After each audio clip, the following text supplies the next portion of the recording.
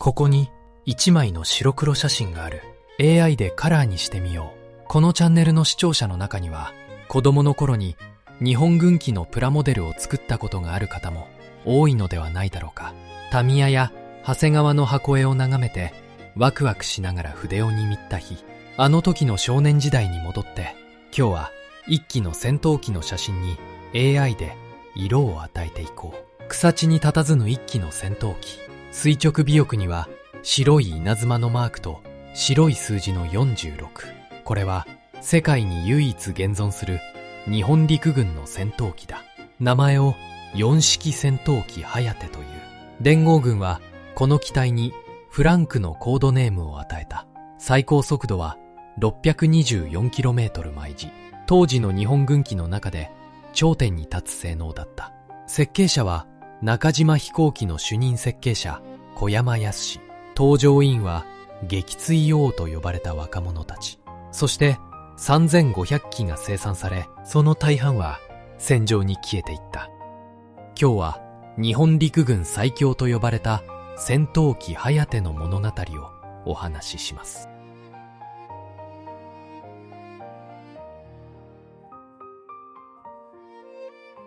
白黒写真のカラー化にあたり協力いただいた東京の画像加工業者リタッチインクさんの復元方法では、従来手法のように白黒の上に色を塗るのではなく、 AI が写真そのものを補正し、当時カラーカメラで撮ったらこう写っていたかもしれない姿に近づける。これはおそらく従来の方法よりもずっと肉眼で見た光景に近い復元方法だ。興味のある方はリタッチインクレタッチ会社と Google で検索してみてほしい。目の前に一機の試作機の写真がある。 AI で色を入れてみる。機体番号124、陸軍航空審査部の試作1号機。防水系ではなくすらりとした美しいシルエットを持つ機体だ。時は遡る1941年昭和16年12月29日、大東亜戦争が始まったわずか3週間後、日本陸軍は中島飛行機に一通の指示書を送った。新型戦闘機を開発せよ。主力の一式戦闘機はやぶさではもう連合軍の新型機に勝てない。速度、上昇力、武装、防御、その全てを兼ね備えた万能戦闘機を作れ。要求された性能は最高速度 680km 毎時以上、20mm 機関砲2門、12.7mm 機関砲2門、制空、防空、襲撃、その全てを一機でこなせる戦闘機。それが陸軍の要求だった。海軍のゼロ戦に匹敵する、いや凌駕する戦闘機を。陸軍にとって最後の希望となる機体の開発が始まった。機体名はキハチ14、後の4式戦闘機ハヤテとなる機体だった。一人の男の写真を見てほしい。 AI で色を与えてみる。背広姿、ネクタイ、知的な眼差し。この男こそハヤテを生み出した設計者だ。中島飛行機技師長小山康。小山は97式戦闘機、1式戦闘機はやぶさ、2式戦闘機正機、これら陸軍主力戦闘機の系譜をすべて自分の手で設計してきた。中島製戦闘機の集大成が小山の手で生まれようとしていた。軽くてよく曲がるはやぶさ。しかしはやぶさでは速度の速い連合軍の新型機に追いつけない。小山はそのことを誰よりも痛感していた。そして決断する。旋回性能を犠牲にせず、速度と火力を両立させる。防御力もしっかり持たせる。ゼロ戦のように細身でありながら、欧米機並みの重武装と装甲を備えた戦闘機。それが小山が描いた理想の戦闘機だった。紙の上で彼は一機の機体を組み上げていった。ここでキハチ14増加試作機の第124号機が試験を受けていた。1943年昭和18年4月、この機体が初めて空に上がった。そして陸軍側で初めて操縦桿を握ったのが、後に飛行第22戦隊長となる岩橋醸造少佐だった。地上に降りた岩橋は設計者の小山たちにただ一言、こう言ったという。これはいける、と。設計主務者の小山以下、開発スタッフが感涙したと伝えられている。長年の苦労がようやく報われた瞬間だった。これは巨大なエンジンを工員たちが組み立てている一枚だ。AI で色をつけてみる。3人の工員が巨大なエンジンを囲んで作業している。正面に大きなプロペラ取り付け部、その奥に複列ポシ型のシリンダーが密集している。これは中島飛行機の最新エンジン、誉れ。18気筒の空冷複列ポシ型。離床出力2000馬力級。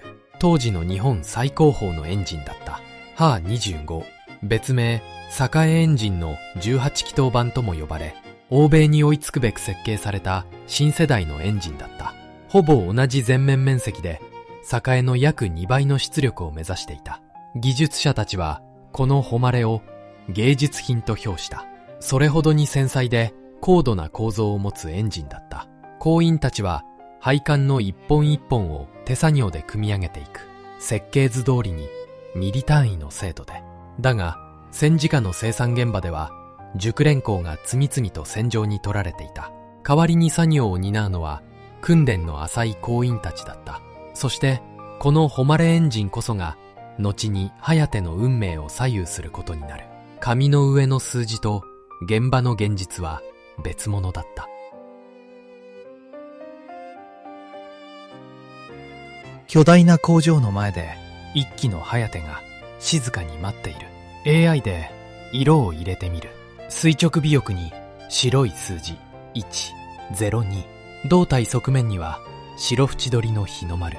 これは中島飛行機の工場で完成したばかりの颯、戦線へ送られる前の最後の姿だった。中島飛行機は太田工場と小泉工場で颯を量産した。熟練工の多くが戦場に取られ、女子挺身隊や学徒動員の若者たちが組み立てた。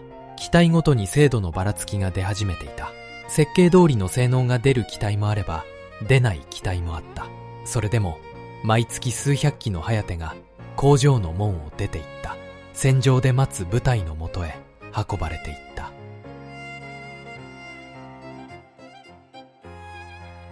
機体番号3の颯がここに写っている。 AI で当時の色を再現してみる。格納庫の前で機体の左舷側面が見える。機首からビブまで自然に絞り込まれた流麗なライン。全長 9.92 メートル、全幅 11.24 メートル、自重2660キロ、最大重量3890キロ。すべてが速度のために設計されていた。海軍の雷電が紡錘形の太い胴体を採用したのに対し、颯の胴体はもっとシンプルだった。エンジン後方から徐々に絞り込まれていく自然な流線形。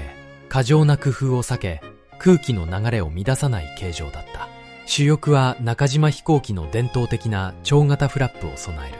水平尾翼は胴体後方、垂直尾翼はそのさらに後ろに配置されている。すべての部品が生産性も考慮して設計されていた。これが小山康が描いた理想の戦闘機の形だった。軽く、強く、そして大量に作れる機体。紙の上ではすべてが完璧だった。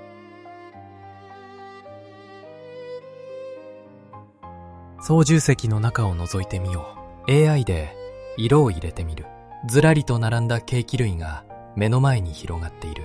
中央に大型の速度計、その周りに高度計、回転計、燃料計、油圧計、油温計。左右には磁気コンパス、人工水平に旋回計。機体のすべての状態がこの計器板に集約されていた。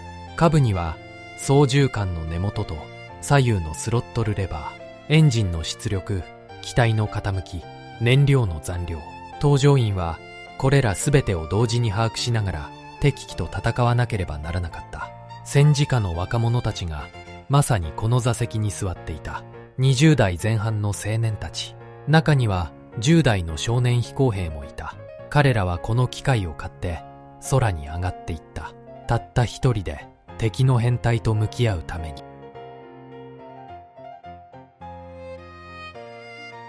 これは飛行第73戦隊の機体だ。AI で色を与えてみる。実戦配備された戦隊の量産型ハヤテ。1944年昭和19年新月、キハ84は4式戦闘機として正式採用された。開発から約2年半後のことだった。連合軍はこの新しい日本機にフランクというコードネームを与える。最高速度 624km 毎時、上昇力、急降下性能、武装、防御、そのすべてがそれまでの日本軍機を超えていた。機体仮面には装甲が施され、燃料タンクはボーロー式。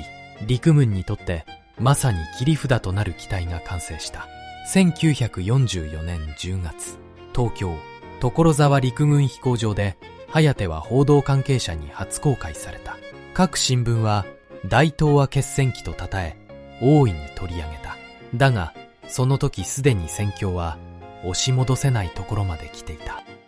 千葉県下志津飛行場で撮られた一枚を見てほしい。 AI でカラーにしてみる。エプロンに駐機するハヤテ、垂直尾翼に白い電光のマーク。これは飛行第11戦隊第4中隊の機体だった。戦隊の通称は電光部隊。11戦隊は太平洋戦争末期の日本陸軍の精鋭戦闘機部隊の一つだった。フィリピン、台湾、そして本土を駆け抜けた。下志津飛行場は千葉県北部にあった陸軍の飛行場で戦闘機の訓練と実戦運用の拠点として使われていた。この場所で若い搭乗員たちがハヤテの操縦を覚え空に上がっていった。船体が誇りとしていたのは垂直尾翼の白い電光マーク。雷の稲妻のような形のこのマークは船体の決意を表していたという。11戦隊の搭乗員たちは米軍の進撃を最前線で受け止めることになる。そしてその戦いの中である一機の機体が後に世界に唯一現存するハヤテとなる運命を背負っていた。一人の陸軍将校がまっすぐカメラを見つめている。 AI で色を入れてみる。精悍な顔立ちに参謀職書。この男こそハヤテと最も深く関わった搭乗員の一人だった。岩橋醸造少佐。岩橋はノモンハン事件からのエースパイロットだった。陸軍航空審査部のキハ14審査主任として初飛行を担当する。総縦管を握り空に上がった岩橋は笑いながらこう言った。これはいけると設計主務者の小山以下開発スタッフが感涙したという。岩橋はハヤテで初めて陸軍最高速度の 624km 毎時を記録した。そしてハヤテ初の実戦部隊飛行第22戦隊の戦隊長となる。1944年9月21日、中国の西安飛行場襲撃。岩橋少佐機は離陸中の P511 を対地攻撃で炎上させた。しかし時機も被弾し自爆、戦死だった。死後陸軍中佐に特進した。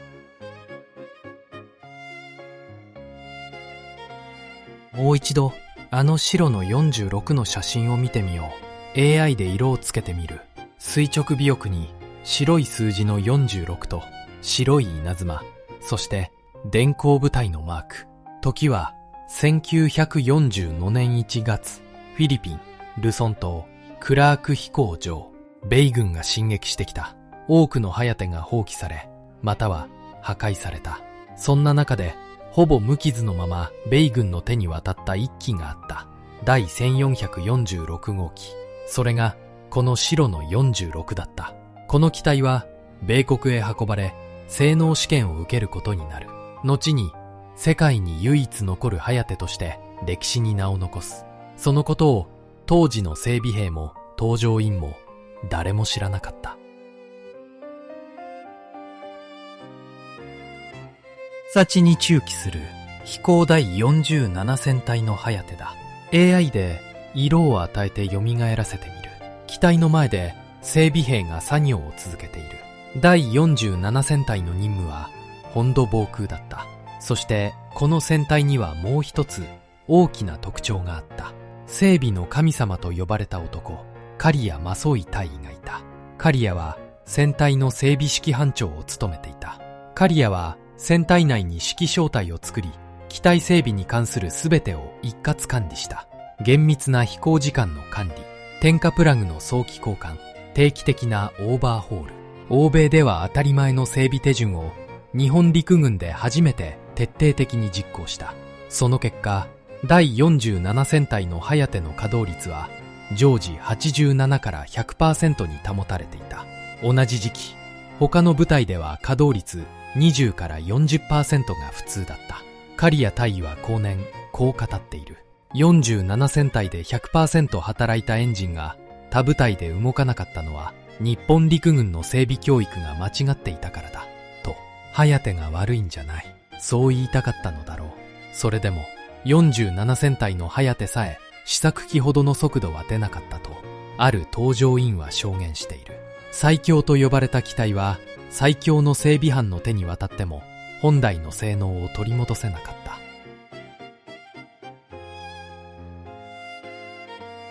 一人の若い搭乗員が機体の前に立っている。 AI で色をつけてみる。飛行帽、ゴーグル、飛行服、胸に落下傘ハーネス。機体の前でまっすぐカメラを見ている。この男が日本陸軍トップエース穴吹悟だった。撃墜数53機。穴吹は元は飛行第50戦隊で一式戦闘機のはやぶさを買っていた。ビルマ戦線で名を挙げ、明けの陸軍飛行学校の助教となった。そしてハヤテの登場。穴吹はフィリピン方面に4式船を空輸する任務に就いていた。その途中で何度も米海軍の艦載機と交戦している。台湾の高雄上空などで F6F 計4機から6機を撃墜したと報告した。穴吹は最後まで生き延びた。戦後、彼は静かに自らの戦いを語り続けることになる。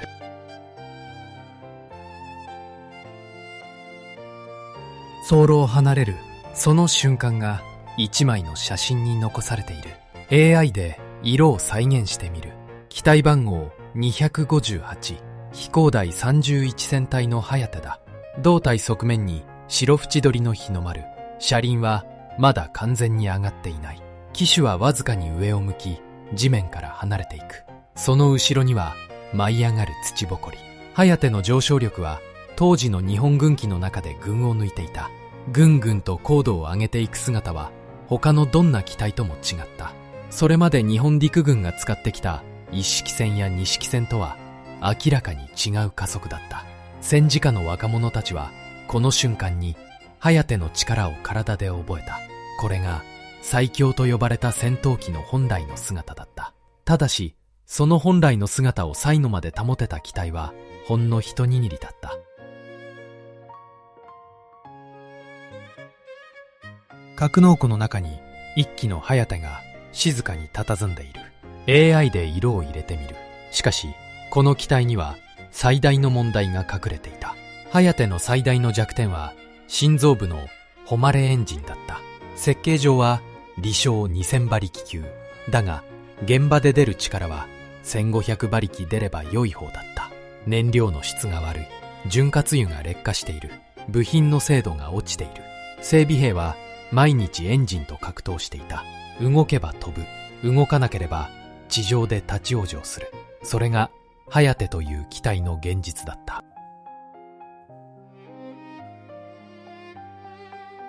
飛行第111戦隊の機体がここにある。 AI で当時の色を再現してみる。草地に駐機する機体はすでに多くの傷を負っている。胴体の塗装は剥がれ、白縁取りの日の丸の周りまで弾痕が残っている。第111戦隊もまた4式船を装備した部隊の一つだった。戦争末期の日本本土ではこうしたハヤテが限界まで使い込まれていた。高度1万メートルを飛ぶ B219 に対し、本土の若者たちはハヤテで挑んでいった。セートやマリアナ諸島から飛来する米軍の重爆撃機。その圧倒的な高度と数に対して迎撃機は限られていた。整備兵は限られた燃料と部品で機体を立て直し続けた。搭乗員はギリギリの整備の中で出撃を続けた。写真の機体にはそれまでの戦いの痕跡が刻まれている。塗装の剥がれ、弾痕、修理の跡、すべてがこの機体が空を飛んだ日々を物語っていた。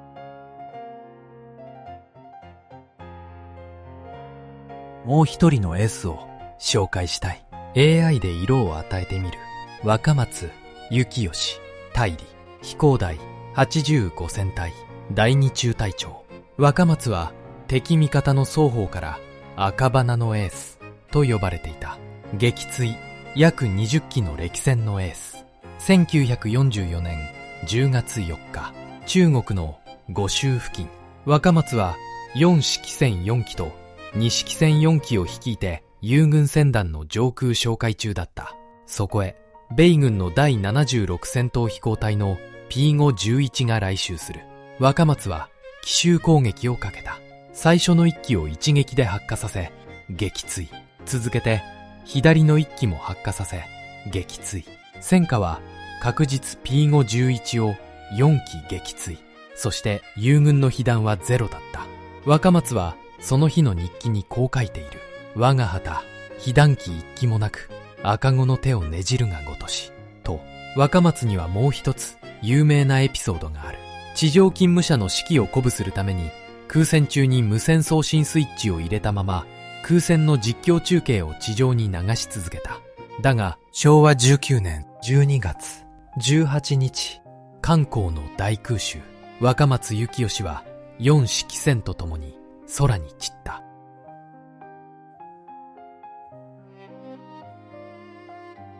機体番号327のハヤテを見てみる。 AI で色を入れてみる。垂直尾翼には白と緑の斜め縞模様、そして大きな327の数字。ハヤテには各部隊ごとに独自のマーキングが施された。第11戦隊の電光のマーク、第22戦隊の菊水門、そして各戦隊で考案された独自の図案。それぞれの戦隊が自らの誇りを尾翼に描いていた。整備兵たちは塗料が手に入らない中でも刷毛を握って模様を描き直し続けた。機体は同じでも塗装一つで搭乗員たちの表情が変わったという。自分の機体だ、自分たちの戦隊の機体だ、その気持ちが若者たちを支えていた。塗料の剥がれた古い機体の尾翼にも誇りの色は最後まで残っていた。機体は同じでも塗装と模様で所属する若者たちの思いが滲んでいた。ずらりと並んだハヤテがここに映っている。 AI で色を入れてみる。機体の尾翼にはドクロのマーク。これは第518新部隊。隊員たちはこの部隊をドクロ隊と呼んでいた。撮影場所は宮崎県都城東飛行場。撮影日は1945年5月25日。ここから彼らは沖縄方面の米艦隊へ向けて出撃した。特攻隊の隊員はほとんどが若い少尉や少年飛行兵出身の下士官だった。平均年齢は20代前半。彼らは出撃の前夜、町中の旅館で送別会を開いた。物資が不足する中、あり合わせのご馳走を並べ、女子青年団員と心から愉快そうに談笑したという。ある隊員は出撃前のわずかな時間に部屋で熟睡していた。整列の号令がかかると目をこすりながら出てきた。その豪胆さに見送る人々は驚嘆した。ある隊員たちはもう自分には金はいらないと言って所持金を全部出し合った。愛国旗献納の国防献金として託し出撃していった。そして出撃した後、彼らから最後の通信が届く。無線報告の方法はこのように決められていた。まず自分の名前の頭の一文字を打つ。次に目標が戦艦なら背、空母なら子、そして突入を開始したら無線のキーを押し続ける。連続音が切れた瞬間が彼らの突入時刻となった。戦闘指令所はあらゆる無線受信機を集めてその音を待った。敵機の銃撃と対空砲火の中でただ連続音だけを送る隊員も多かった。連続音がぷつりと途切れる。それが若者たちが世界に残した最後の音だった。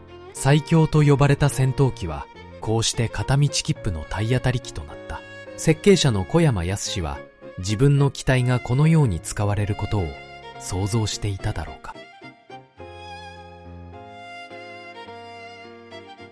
終戦後の颯の姿がここにある。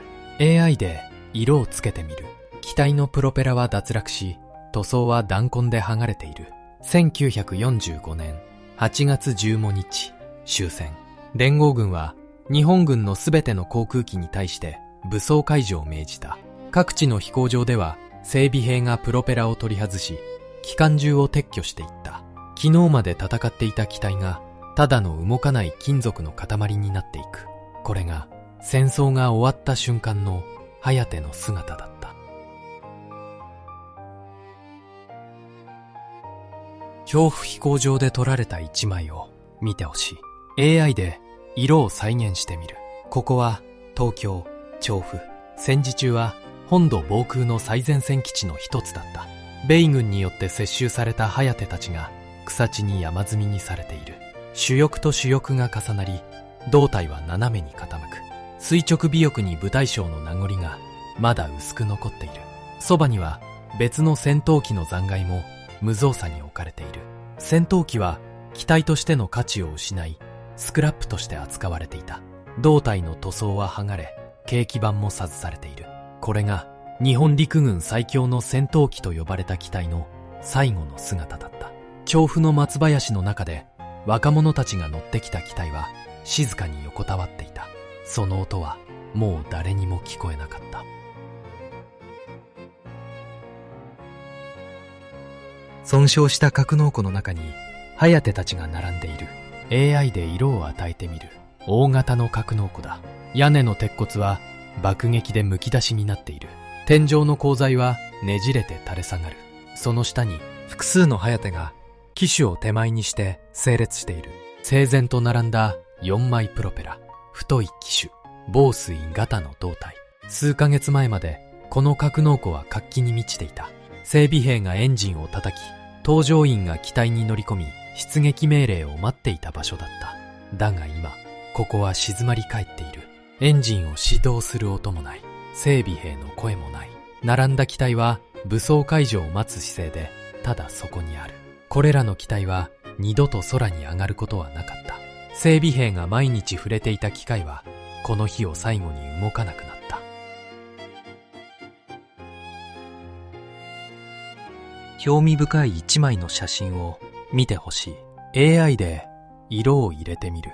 鍬角された颯が連合軍機と並んで飛行している。英海軍のシーファイヤー、米軍のヘルキャット、ムスタング、そして一機の颯、白の46をはじめ複数の颯が米国に運ばれた。米軍はこれを自軍の主力機と並べて性能を比較した。そして米軍は颯に対して本格的な性能テストを実施する。戦時中の日本では低オクタン化の劣悪な燃料しか使えなかった。しかし米軍は100オクタン、140グレードのハイオクタン燃料を颯に流し込んだ。スパークプラグも米軍仕様の高品質なものに交換された。その結果、颯は驚くべき性能を発揮する。時速 687km。戦時中の日本軍機では決して出せなかった速度だった。米軍の評価はこうだった。太平洋戦争における日本軍の最優秀戦闘機だと。P511 マスタング、P417 サンダーボルト。米軍の主力戦闘機と比較しても中高度以下の空戦では互角以上だった。米軍は自軍パイロットの訓練のために颯の旋回性能や上昇力を細かくデータ化した。そして颯に搭載されていた誉れエンジンも徹底的に調査された。2000馬力級の出力を米国製エンジンよりはるかに小さな直径で実現していた。その設計思想は航空工学者たちの強い関心を引いた。最強の称号は戦後になってもなお生き続けた。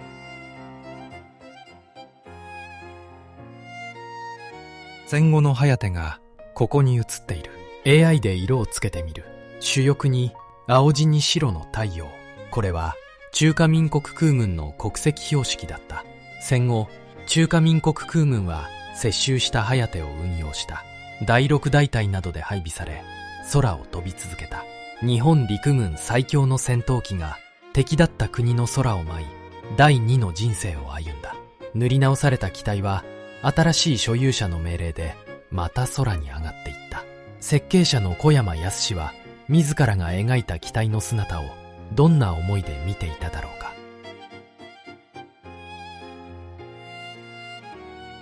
ハヤテは約3500機が生産された。数は揃った。だが燃料がなかった。部品がなかった。訓練を積んだ搭乗員がいなくなっていた。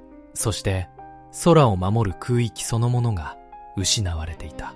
設計者の小山康が描いた理想の戦闘機は戦争末期の混乱の中でその力を発揮しきれなかった。岩橋醸造の笑顔、穴吹悟の53機撃墜、若松幸義の赤花と無線実況中継、そして第518新部隊の若者たちの片道切符の出撃。無数の若者がこの機体に乗り戦い散っていった。そして80年後の今、世界に唯一残った一機がある。鹿児島県知覧特攻平和会館。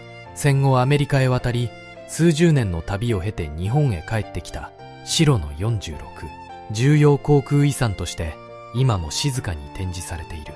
ハヤテという機体はもう空を飛ぶことはない。だがその姿は今も見る者の胸に何かを残し続ける。このチャンネルでは当時の白黒写真を AI でカラー化してお届けしています。戦争の記憶は白黒のままでは少しずつ遠ざかっていきます。色を取り戻すことで80年前の人々が確かにそこにいたと感じてもらえたら嬉しい。ナレーションには AI 音声合成を使っています。お聞き苦しい点や読み間違いがあったら申し訳ありません。気づいた方はコメントで教えていただけると助かります。このチャンネルではこれからも戦争の写真を1枚ずつカラー化してお伝えしていきます。登録者が増えればより多くの写真を復元することができます。応援していただける方はぜひチャンネル登録をお願いします。最後にハヤテという機体についてあなたが知っていたエピソードがあればぜひコメントで教えてください。ご視聴ありがとうございました。